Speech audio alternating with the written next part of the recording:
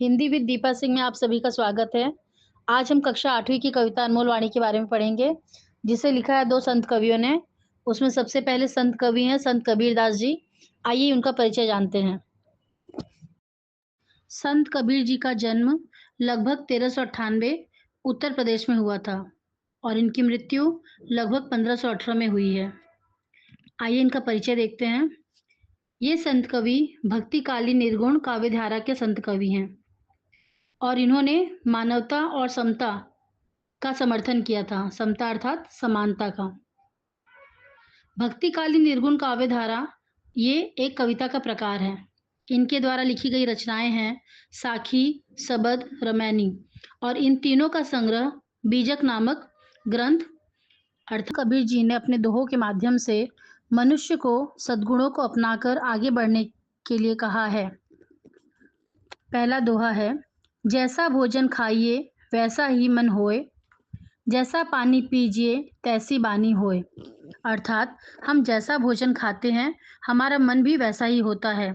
अगर हम शुद्ध सात्विक खाना खाते हैं तो हमारा मन भी सदाचार और सद्गुणों से भरपूर होता है। अर्थात भोजन का प्रभाव हमारे मन और व्यवहार पर दिखाई पड़ता है। उसी प्रकार हम जैसा पानी पीते हैं हमारी बानी अर्थात बोली भी होती है। बुरा जो देखन मैं चला, बुरा न मिलिया कोय, जो दिल खोजा आपना, मुझसा बुरा न कोय।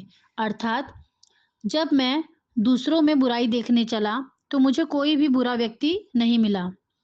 जो दिल खोजा आपना, और जब मैंने अपने मन में ढूंढ कर देखा तो सारी बुराइयां मुझ में मिली। इसका अर्थ है कि हमें दूसरों की बुराइयों को न देखते हुए अपने मन की बुराइयों को देखकर उसे दूर करने की कोशिश करनी चाहिए।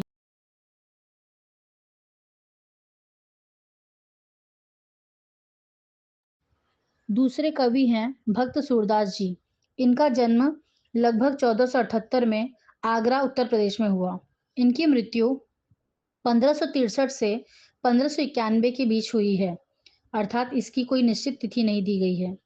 ये वात्सल्य रस के सम्राट माने जाते हैं। वात्सल्य रस अर्थात करुणा और प्रेम रस। इनका नाम कृष्ण भक्ति धारा को प्रवाहित करने वाले कवियों में सबसे ऊपर माना गया है।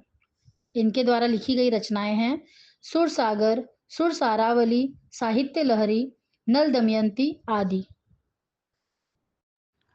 इन दोहों में भक्त सूरदास जी ने श्री कृष्ण की बाल लीलाओं का वर्णन किया है। आइए देखते हैं।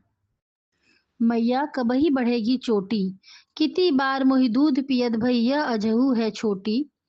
तू जो कहती बल्कि बेनी जो हवे है लांबी मोटी, काचो दूध पियावत पचपच देत न माखन रोटी। सूर श्याम चिरजियो दो भैया, हरि हलदर की जोटी। श्री कृष्ण अपनी माता से शिकायत करते हुए कहते हैं कि मैया मेरी चोटी कब बढ़ेगी।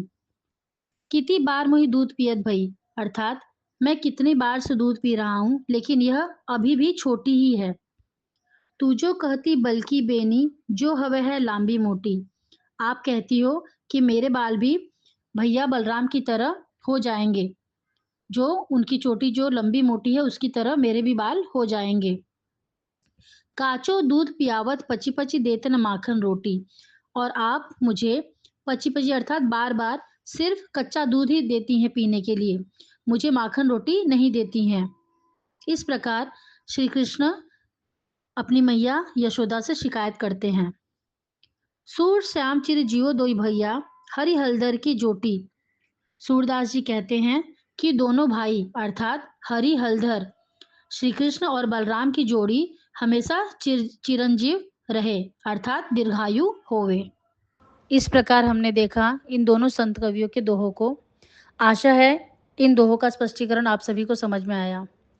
प्लीज़ चैनल को लाइक और सब्सक्राइब कीजिए। Thank you. धन्यवाद।